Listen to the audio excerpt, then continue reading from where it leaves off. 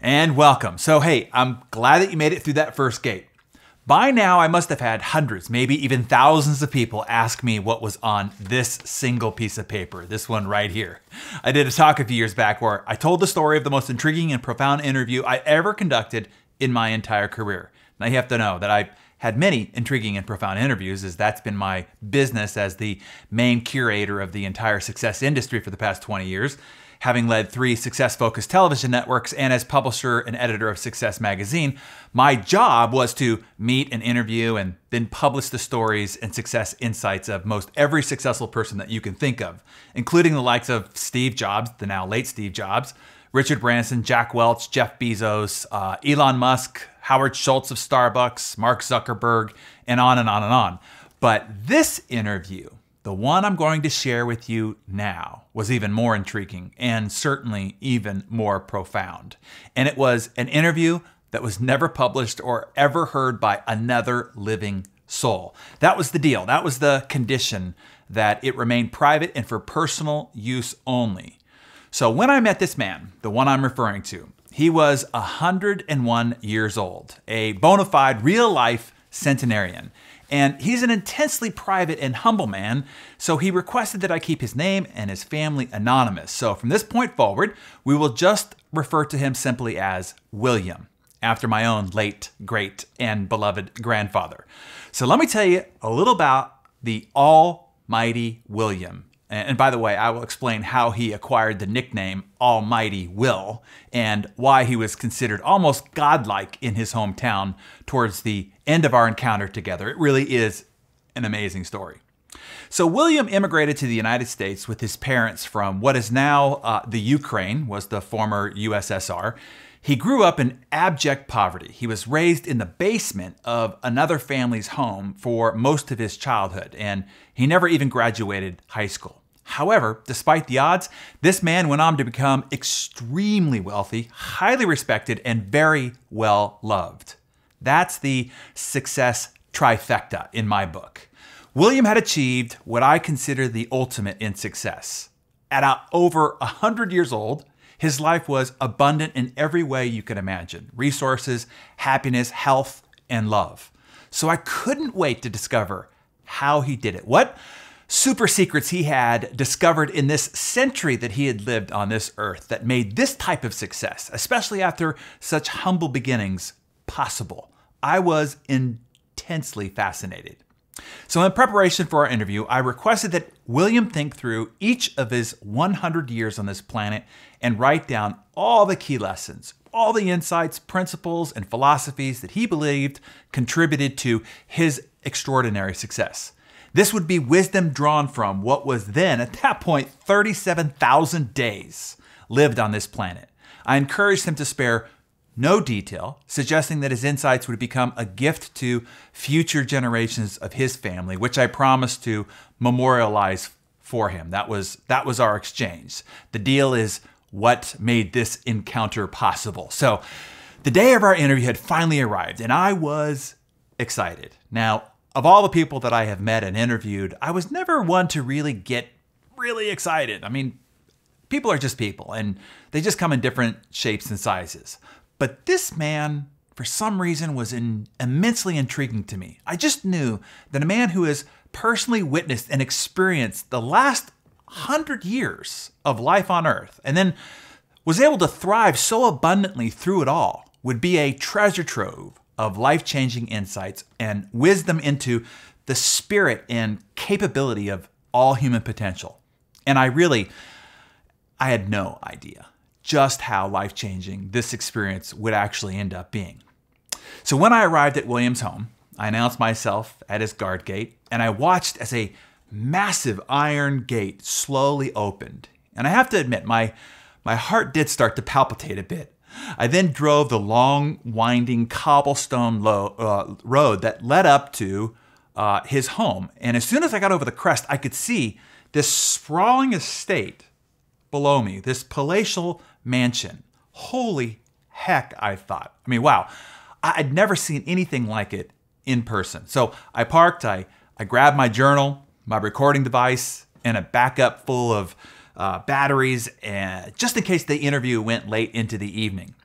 So as I approached the front door, now even more excited and ready to take in the fire hose of big ideas, the profound wisdom, and the awe-inspiring advice that made up this kind of life possible, I was greeted by his estate manager and then guided into his personal library.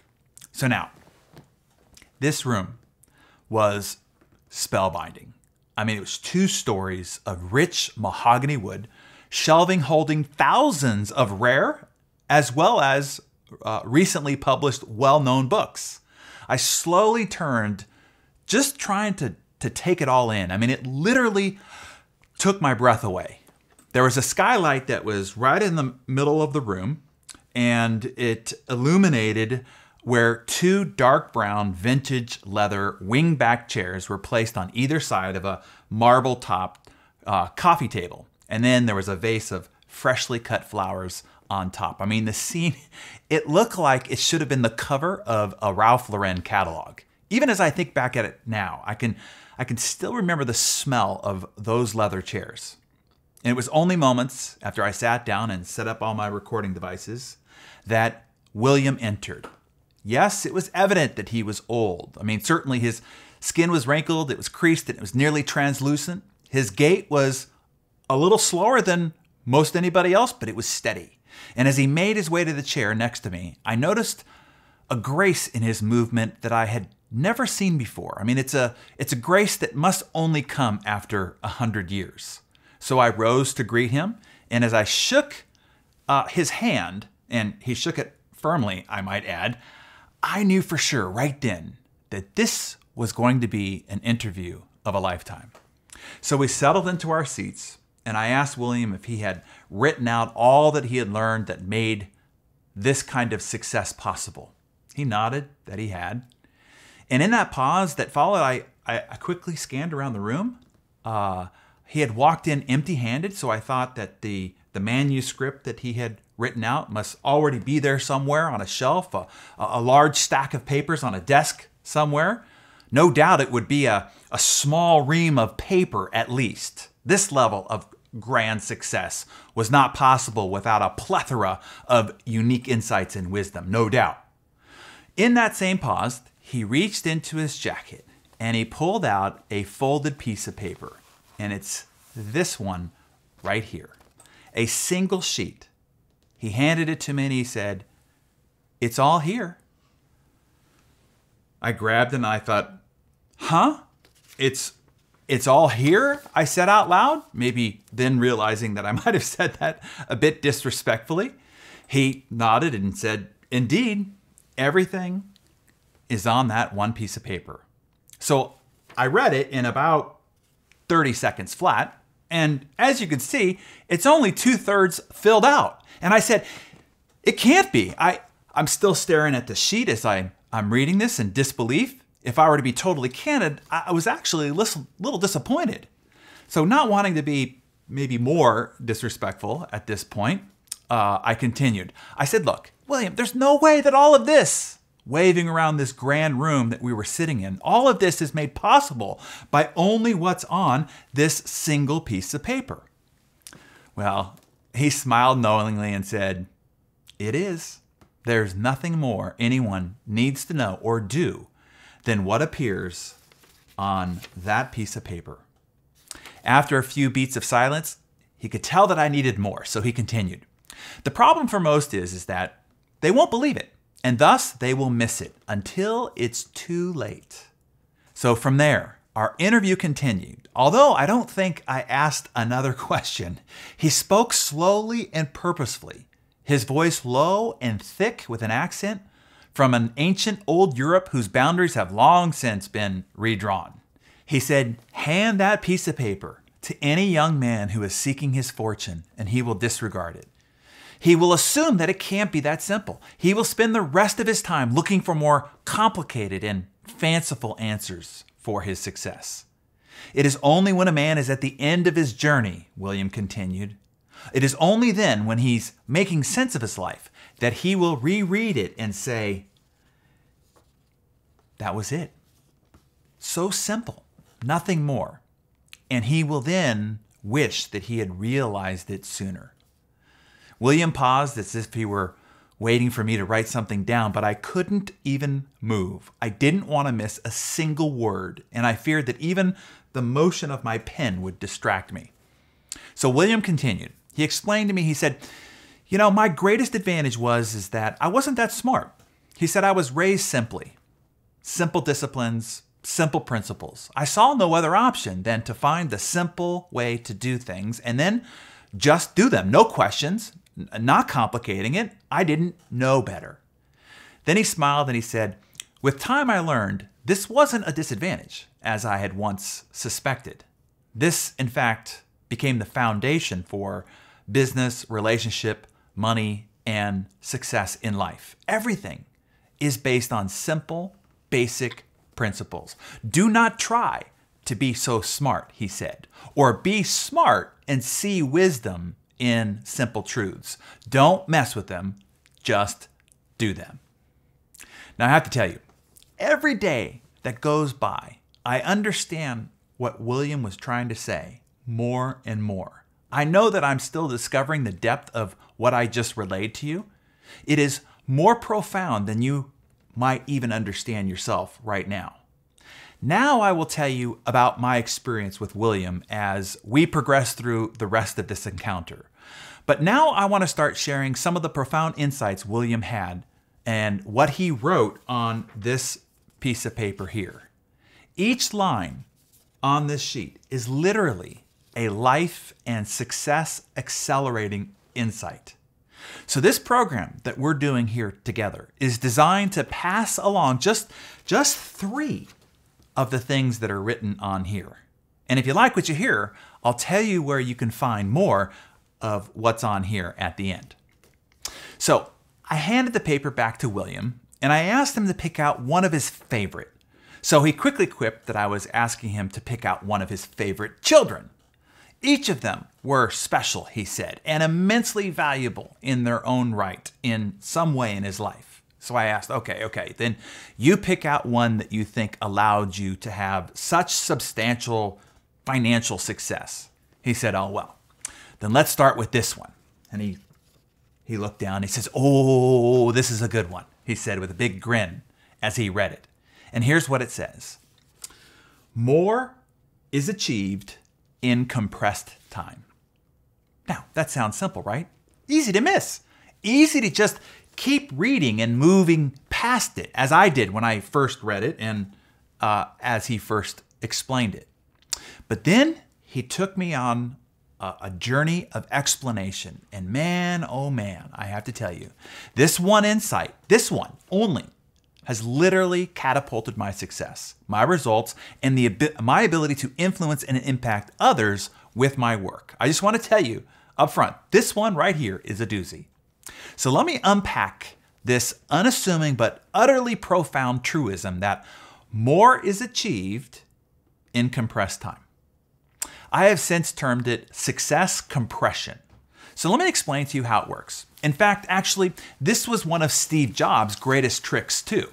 People marvel at the wizardry of Steve Jobs and how he was able to achieve so much in such a short period of time.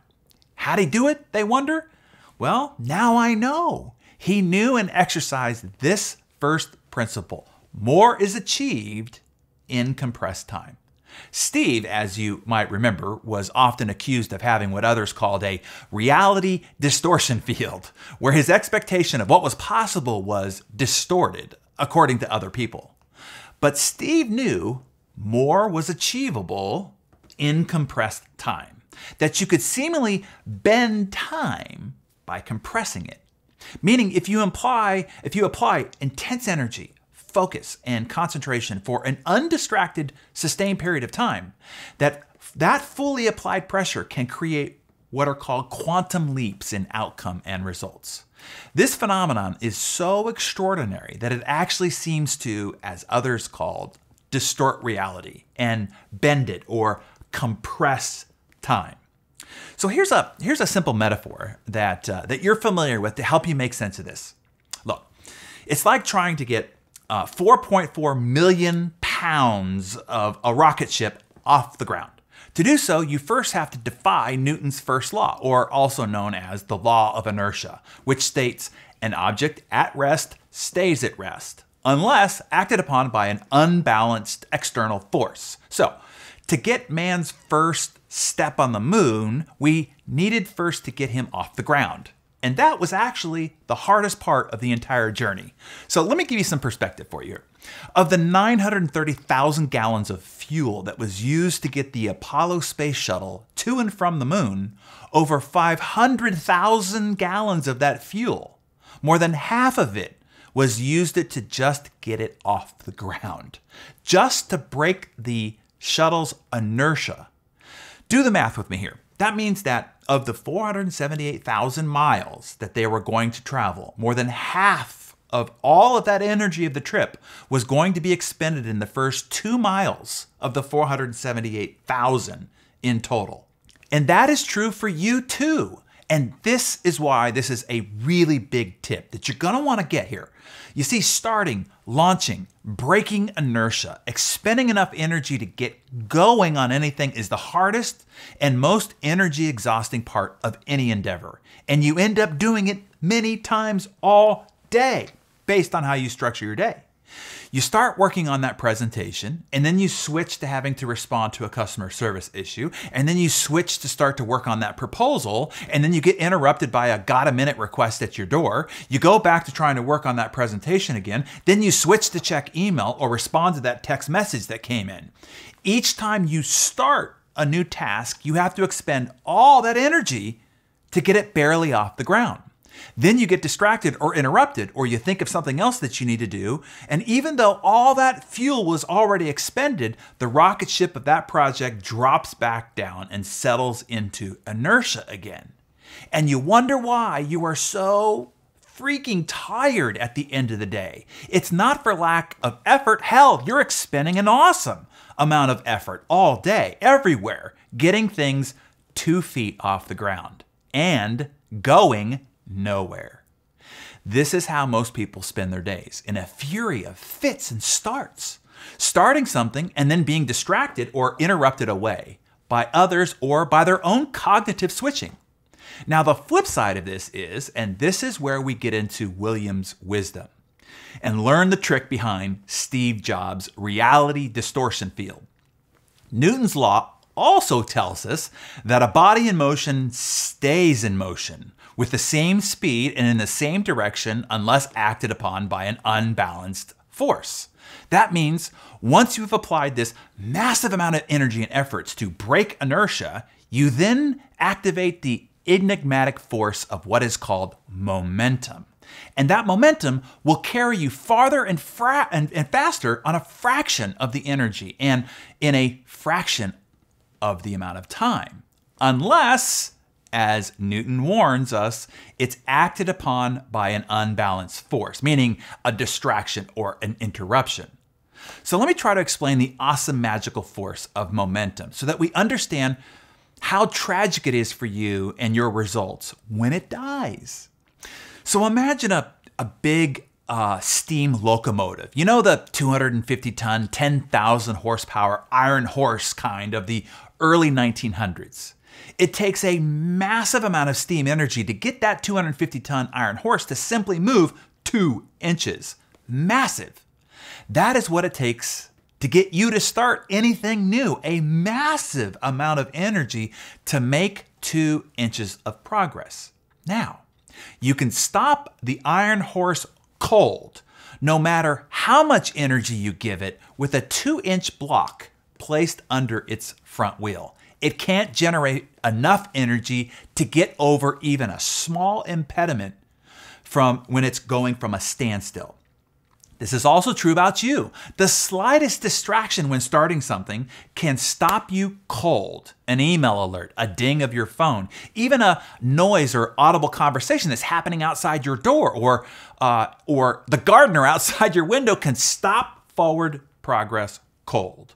But now, once you get that iron horse going, as it builds up speed, moving faster and faster, and eventually it crosses a speed to weight threshold and settles into a consistent rhythm, that is when it breaks into that enigmatic force known as momentum. In that mode, it requires a lot less steam and energy to keep it going. And in that mode, the mode of momentum, it becomes nearly unstoppable. And now, if you place a concrete steel reinforced wall on the tracks in front of it, if that 250-ton iron horse is in momentum, it will blow through that concrete steel wall as if it were paper. The power and force of momentum is that powerful. What I'm trying to tell you here is you have that kind of indomitable power as well. Once you break the inertia of starting a new project, and as you build up speed and drop into a state of concentration and deep work, you will eventually cross a threshold, also known as the zone, where you will tap into your superhuman strength and potential. Now, you could make miles of progress in a dramatically compressed period of time and have to use a lot less energy to do so. Your results, the massive amount of progress that you can make in a compressed period of time, will almost seem like magic. But, and here's the big fat warning I'm trying to drill into your head here. If that iron horse comes to a stop, it will require, once again, a massive amount of energy and time just to get it back to where it was previously, plus all the significant progress that was lost. This is the compound effect of having lost momentum in the first place. And this is how most people spend their day, all day, generating all the energy to get your 250-ton horse going on something, only to be derailed by a distraction or to switch to a different project or task, requiring you to get a new 250-ton horse of a new task off a dead stop all over again. On the flip side, if you learn from the profound wisdom of what William and now I am trying to pass on to you here, if once you break inertia, start on something, stick with it without distraction or interruption, build up speed, or in our case here, cognitive flow, you can massively compress success. You can achieve seemingly impossible progress into a seemingly impossible short and compressed period of time frame. And if that's not enough, it requires a lot less overall effort and energy to do so. Or as William said simply, more is achieved in compressed time. You see, this principle right here, success compression, is the one that I would attribute much of the significant success that I've experienced since learning it from William. I've applied it to almost every area of my life that I need to radically accelerate my results in a short period of time, and it has worked every time. The results it achieves does seem like magic, and I know that it has definitely baffled the hell out of my competitors, my peers, and others who have witnessed from afar. They have wondered, how in the hell have you done all this? Well, I am now disclosing this almighty strategy that I've been using to make a lot of what it is that I've been doing possible. When you get to the end of our encounter, because you are a doer and you will finish, right? The exclusive invitation that you will be bestowed is access to deeper training, how I apply this success compression strategy to various projects, and how I structure my work, how I create rhythms, and the methodologies used on a day-to-day, week-to-week, month-to-month, quarter-to-quarter, year-to-year basis. For instance, I explain the specific success compression method that I use to go from a dead stop, as in a complete newbie, signing up for accounts and starting with 0 followers on each of the social media platforms, and then applying success compression, how I was able to go from 0 to reaching millions of people every day in a ridiculously short period of time, by comparison to everyone else, by using this success compression. I explain how I use success compression when expanding a national distribution company and having to recruit, train, develop agents and new sales leaders. Using this strategy, I could recruit and expand more in 90 days than anyone else in the country did in an entire year. It's that powerful. I also walk through how I set up my calendar to leverage success compression. This strategy allows me to produce more in 90 days than most of my competitors can even dream of accomplishing in a year. It really is incredible. It's almost an unfair advantage. All right, well, we have come to the end of this first principle, and now, unfortunately, we're probably going to have to say goodbye to 80% of you. Those of you the statistics say never finish what they start. The quitters, as they are called. To those I say, thank you for stopping by. I bid you a fond farewell. For those of you who are not quitters, all you have to do is to continue to progress. Stay the course and move on to the next video. Here's how. Just click on the button below and it will take you to a new entry gate where the next lesson from William has been prepared for you. In the password box, the input word is success compression. All one word. Capitalization doesn't matter. Just success compression in one word. Put that into the password box, and then the next encounter will be unlocked for you, and you can continue to progress through this course. Let's see how many of you will make it. Oh, and I hope that you do. It's here. It's in this next encounter where I disclose one of William's discoveries that will actually give you God-like power. No joke. With it, you can literally manufacture time, which will indeed shortcut your path to fortune, affection, and market dominance. This principle is so powerful, so impactful for William and his family that as he began to describe it, he choked up. And I was kindly asked to turn off the recorder while he composed himself and then told me the rest of the story behind this profound principle. Yes, the story he told me was that life-affecting and that life-altering. Quite literally, in fact, life-altering. So with his permission, and again, protecting his anonymity, of course, I'm going to share it with you in the next encounter. So click below. It's likely to have the same effect on you as it did on me. I'll see you in the next video.